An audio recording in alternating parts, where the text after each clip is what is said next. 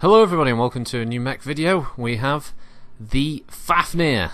This is the April release for MechWarrior Online, which has just rebranded itself as Solaris 7. And as you can see here, this is the new and improved Mech Lab 2.0. So this is the standard Fafnir, the FNR 5. It has no alterations made to it at all, so it's completely stock.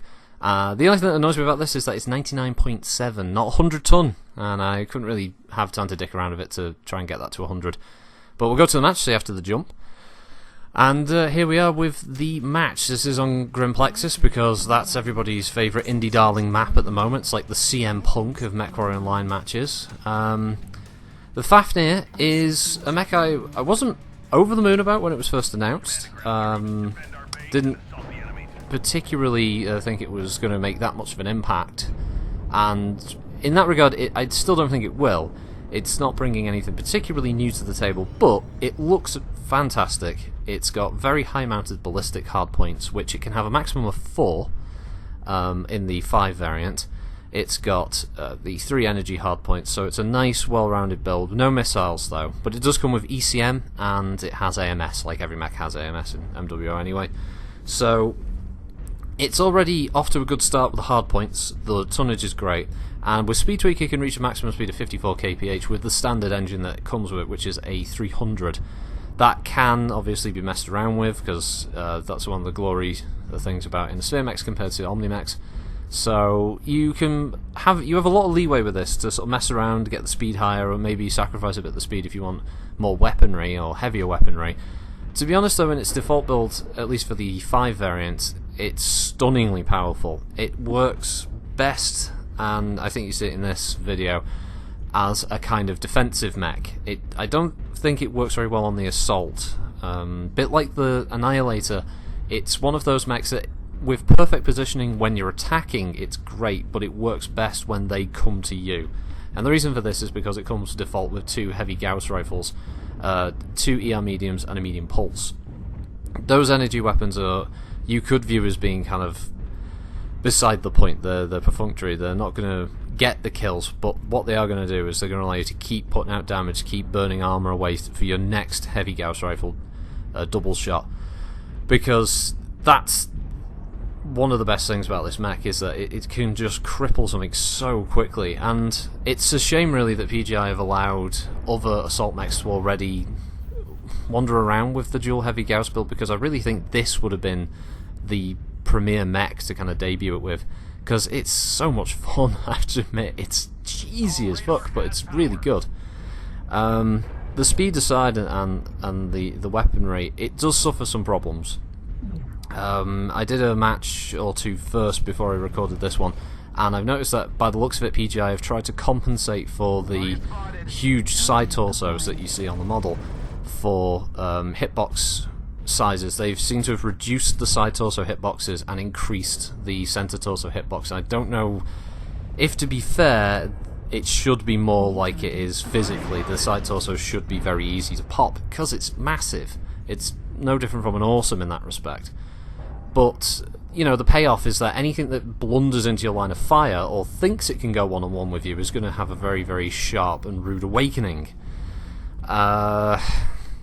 As I said earlier, the ballistics points on the side torsos are a decent height as well, so you don't have to worry too much about the terrain getting in the way of your shots. No LSAS with this, so you don't have to worry so much about the arms.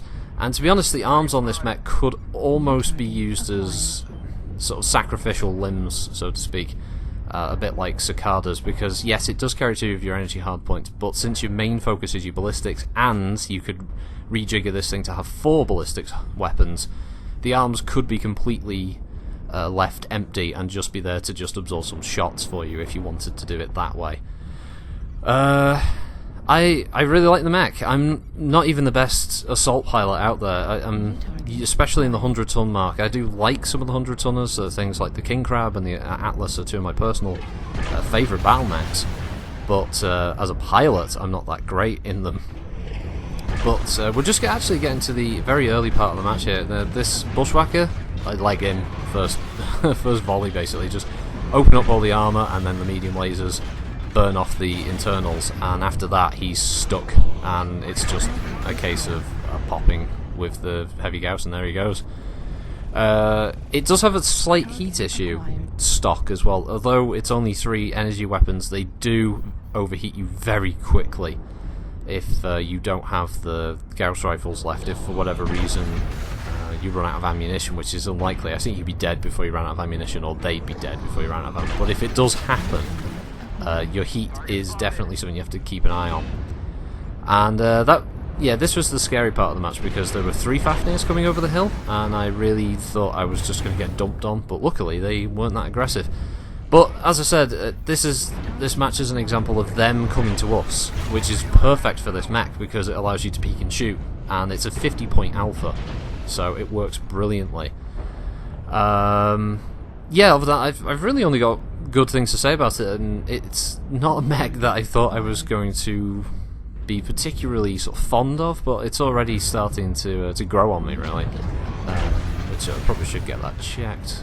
But the mech is quite fun. I like the cockpit's nice. The design's good. I would have thought it'd be a bit roomier given the sheer mass of this mech, but yeah, the cockpit's fine. Visibility's quite good. The animations are nice. It's got the Atlas wiggle, as I like to call it, in the on the rear there. If you go back, you'll be able to see when I go into third person. Or if you check it yourself, if you've got the mech, you can see it's got the Atlas tushy wiggle as the animations go. Yeah, got things to say. It's just me having fun, just killing things. It's great. I love it. Some of the other builds do look like they're going to be quite fun. There's the 6U, I think it is, that comes with quad light PPC and 2 Ultra AC20, so that looks fun. There's a couple of apocryphal versions in there that I won't be making videos of when I get back around to this for the chassis series, but this has 2 alternate, legitimate versions that I'm looking forward to running. One of those is the 6U. I can't remember what the other one is off the top of my head. I think it's the 5B, possibly. But yeah, if you haven't picked it up, I would... I'd recommend having a look at it. Just check out some of people's videos if anyone else is streaming it. See what you think based on that. Have a look at the hardpoints. It wasn't up on Smurfy at the time for recording, but if you check it out on the website, you can have a look at the hardpoints and get an idea whether it'll fit your kind of play style. But yeah, I've actually really enjoyed it so far. It's nice to see another Innisphere 100-tonner. I do quite like them. I would like them to go back to some of the 3025 mechs, maybe some of the 2750s. Come on, PGI. Some of the classics are very fun to mess around in. So yes, as a closing to it, a big thank you to Devin, who watches the streams and is a big fan of the channel. Thank you very much for gifting me this mech pack. It's awesome. I've run around with the hero. It's very shiny. It looks nice. I wish we had reflective paints in MechWarrior Online. They just won't give us them for whatever weird reason. All of those are quite cool in the packs, so yeah, thank you very much for gifting that, Devin. And I'll just leave you with the die moments of this. There's one mech that's running around, so apologies for it being a little bit slow at this bit. It's literally just me wandering off to originally go shoot the base, and then we come across the straggler of their team. And you can see that I actually got a decent damage score for once. I know, holy shit. So yeah, thanks for watching, everybody. Hope you have a good week, and I'll see you next time. Bye!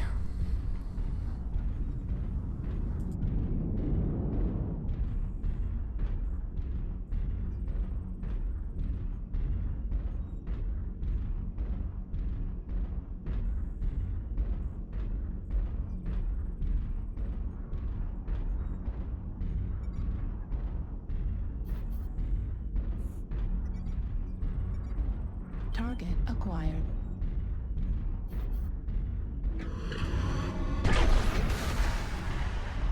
Warning, incoming missile.